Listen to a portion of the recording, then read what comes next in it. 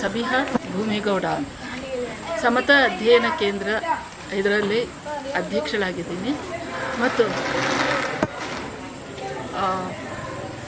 ನಾವು ಕಲಿಯುವ ಮನೆ ಅನ್ನುವ ಈ ಸಂಸ್ಥೆಗೆ ಕಳೆದ 6 ತಿಂಗಳಿಂದ ಭೇಟಿ ಕೊಟ್ಟು ಇಲ್ಲಿ ನಿರಂತರವಾಗಿ ತಿಂಗಳಿಗೆ ಒಂದು ಕಾರ್ಯಕ್ರಮವನ್ನು ಮಾಡ್ತಾಯಿದ್ದೀವಿ. ಇದರ ಉದ್ದೇಶ ಏನು ಅನ್ನುವುದಕ್ಕೆ ಕಲಿಯುವ ಮನೆಯ ವಿಶೇಷತೆಯನ್ನು ಮೊದಲು ತಿಳ್ಕೋಬೇಕು ಅಂತ ಅನಿಸುತ್ತೆ.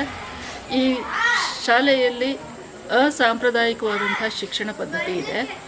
ಇಲ್ಲಿ ಸಮಾಜದ ಅಂಚಲ್ಲಿರುವ ಆರ್ಥಿಕವಾಗಿ, ಸಾಮಾಜಿಕವಾಗಿ ಮತ್ತು ಸಾಂಸ್ಕೃತಿಕವಾಗಿ ಕೂಡ ದೂರದಲ್ಲಿ ಅಂಚಿನಲ್ಲಿರುವಂಥವರ ಮಕ್ಕಳು ಇಲ್ಲಿದ್ದಾರೆ.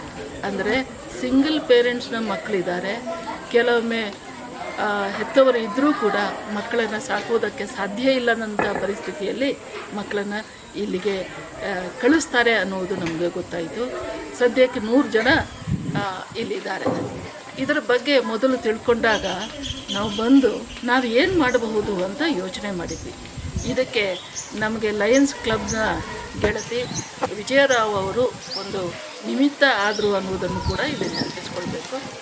ಬಂದಾಗ ಇಲ್ಲಿಯ ವಾತಾವರಣ ಇದನ್ನೆಲ್ಲ ನೋಡಿ ನಮಗನ್ನಿಸ್ತು, ಇಷ್ಟು ಸುಂದರವಾದ ವಾತಾವರಣದಲ್ಲಿ ಇರುವ ಈ ಮಕ್ಕಳು ಒಮ್ಮೆಲೆ SLC ಪರೀಕ್ಷೆಗೆ ಕಟ್ತಾರೆ ಹೊರತು ಅದಕ್ಕಿಂತ ಮುಂಚೆ ಅವರಿಗೆ ಆಸಕ್ತಿ ಇರುವಂಥ ಬೇರೆ ಬೇರೆ ಚಟುವಟಿಕೆಗಳಲ್ಲಿ ಇಲ್ಲಿ ಭಾಗವಹಿಸ್ತಾ ಇದ್ದಾರೆ ಅನ್ನೋದು ಗೊತ್ತಾಯಿತು. ಇವರ ಜೊತೆಗೆ ಕೆಲಸ ಮಾಡುವ ಒಂದು ಸವಾಲಿದೆಯಲ್ಲ, ಅದು ಒಂದು ರೀತಿಯಲ್ಲಿ ನಾವು ಅಂದುಕೊಂಡಷ್ಟು ಸರಳ ಆಗಿರಲಿಲ್ಲ. ಆವಾಗ ನಾವು ಅಂದ್ಕೊಂಡದ್ದು ರಾಜ್ಯದಲ್ಲಿ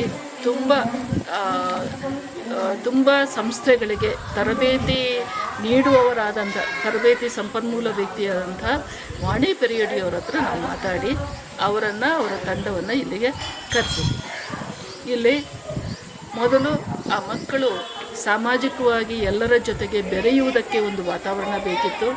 ಅವರ ಆಲೋಚನೆ ಏನು ಅನ್ನುವುದನ್ನು ಅರ್ಥ ಮಾಡಿಕೊಂಡು ಅವರ ಅಗತ್ಯಕ್ಕೆ ಪೂರಕವಾದಂಥ ಒಂದು ಮಾಹಿತಿಗಳನ್ನು, ಚಿಂತನೆಗಳನ್ನು ಕೊಡಬೇಕಿತ್ತು.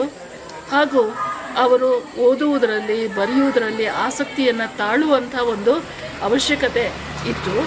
ಅದಕ್ಕೆ ಪೂರಕವಾಗಿ ನಾವು ಎರಡೂ ಸಂಸ್ಥೆಯವರು, ಲಯನ್ಸ್ ಕ್ಲಬ್ಬು ಮತ್ತು ಸಮತಾ ಅಧ್ಯಯನ ಕೇಂದ್ರ ಎರಡೂ ಸೇರಿಕೊಂಡು ವಾಣಿಯವರ ಮೂಲಕ ತಿಂಗಳಿಗೊಂದು ಕಾರ್ಯಕ್ರಮವನ್ನು ನಾವು ಹಮ್ಮಿಕೊಂಡಿದ್ದೀವಿ.